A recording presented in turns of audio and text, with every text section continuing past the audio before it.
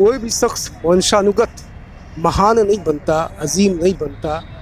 उसके गुणों, किरदार उसको महान बनाता है। उसी शख्स, उसी अजीम शख्सियत का आज जो मेरे पीछे आदमकद प्रतिमा है, महात्मा गांधी, जिन्हें देश राष्ट्रपिता और महात्मा के नाम से कहकर संबोधित करता है, आज उनकी 153वीं जयंती है, जो पूरे देश भर में हर्षोल्लास के साथ मनाया जाता है। आज बिहार विप्लवी परिषद भागलपुर ज़िला इकाई का अध्यक्ष मैं सईद अनवर उनको खिराज अक़ीदत पेश करता हूँ। महात्मा गांधी को कोटि कोटि मैं नमन करता हूँ। आज देश जिस मुहाने पर खड़ा है वो आज संकट का समय है। गांधी के विचारों को लोग अपभ्रंशित कर रखे हैं। तरह तरह की जो चीज़ें हो रही हैं गांधी के नाम पर, वो गांधी के नाम को कहीं ना कहीं कलुषित कर रहा है। गांधी के नाम पर आज देश में नहीं बल्कि पूरे विश्व में, यहाँ यूँ कहें कि अमेरिका तक में जो कभी गांधी जी गए नहीं, वहाँ पर 2 दर्जन से अधिक उनके बुत आदमकद प्रतिमा है और 12 से ज़्यादा अधिक संगठन और संस्थाएं कार्यरत हैं। और पूरे ममालिक में, पूरे विश्व में 84 देशों में गांधी के नाम पर मूर्तियां स्थापित की गई है। आज गांधी को जाति और संप्रदाय में महदूद सीमित करके रख दिया है और आज स्थिति और हालात जो साजगार होनी चाहिए थी पूरे मुल्क में, जो गांधी गंगा जमनी तहज़ीब के कायल थे, पैरोकार थे, उस तहज़ीब को, उस संस्कृति को कहीं न कहीं ये सांप्रदायिक फासिस्ट सरकार ने इसकी चूल्हे हिलाने की कोशिश की है। इस लोकतांत्रिक मुल्क में ये पहली बार देखा गया जो राष्ट्रपिता महात्मा के एफिजी को, बुत को गोलियों को निशाना मरने के बाद बनाया गया। ये दुर्भाग्य कहा जाएगा कि इस आज़ाद मुल्क में, गांधी के मुल्क में, गांधी के शहीद होने के बाद उनकी प्रतिमा, उनके एफिजी पर गोलियां चलाई गई, उनकी हत्या की गई। और कल जो महाराज परमहंस ने ये कहकर पूरे देश को शर्मसार कर दिया कि अगर 2 अक्टूबर के दिन हिंदुस्तान का निज़ाम, हिंदुस्तान का प्रशासन, नरेंद्र मोदी ने अगर हिंदू राष्ट्र घोषित नहीं किया तो मैं जल समाधि ले लूँगा। हालांकि उसकी ये बेहूदगी, उसका ये कुतर्क, उसकी ये चालबाजियाँ हिंदुस्तान के जो गंगा जमनी तहज़ीब में विश्वास और यकीन रखते हैं वो भली भांति समझते हैं।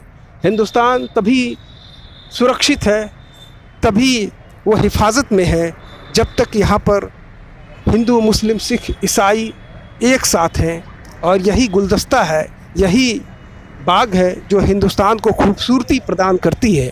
लेकिन अफसोस इस बात का है कि देश में जो गांधी सत्य, अहिंसा और सत्याग्रह के नुमाइंदा थे, प्रतीक थे, आज जब हमारे देश के किसान जो जय जवान जय किसान, और उन्होंने अपनी मांगों को लेकर लगभग 1 साल से प्रदर्शन कर रहे हैं, लेकिन उनको सुनने के बजाय उन पर बर्बर लाठियां चार्ज की जा रही हैं, उनको जेल में अंदर डाला जा रहा है।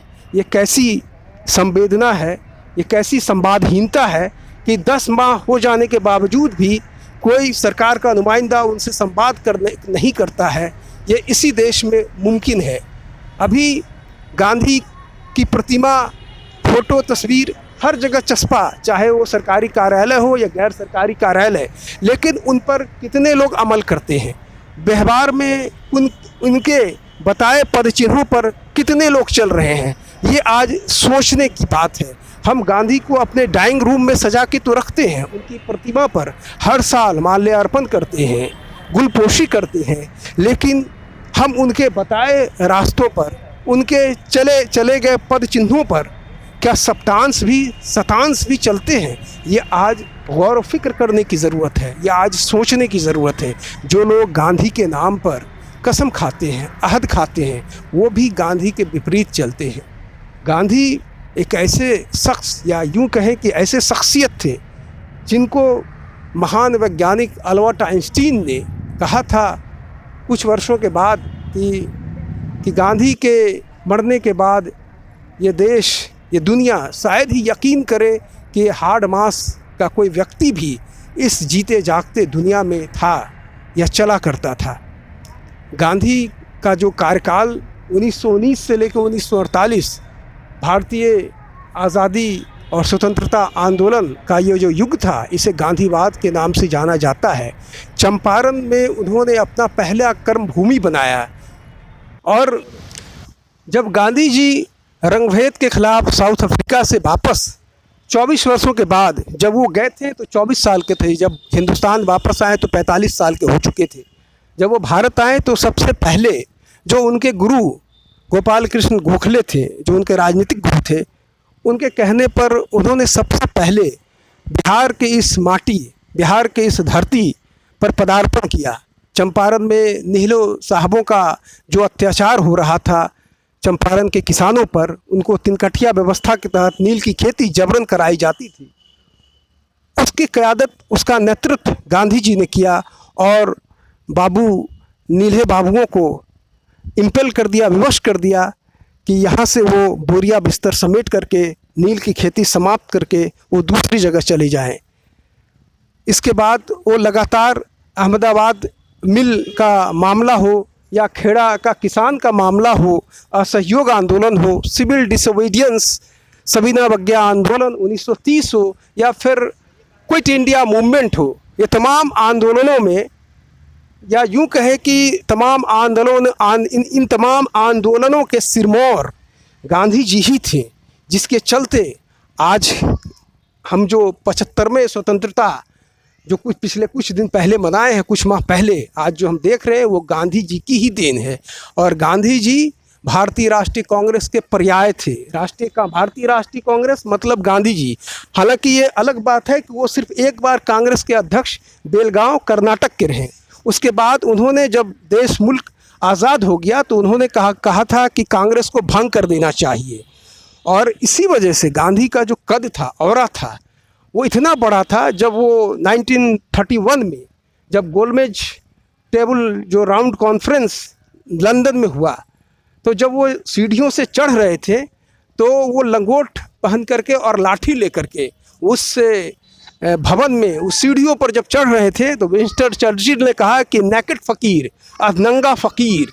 और उन्होंने फिर जो ये आप मेरे पीछे देख रहे हैं जो लाठी, ये 1934 में जब मुंगेर में भयंकर भूकंप आया था, उस समय गांधी जी यहाँ पर आए थे और घोरघट जो आज मुंगेर में पड़ता है, वहाँ के लोगों ने ससम्मान, उनके सम्मान में गांधी जी को ये लाठी भेंट स्वरूप किया था। तब से गांधी जी इसी लाठी को लेकर आजीवन रहे, आजीवन चलते रहें।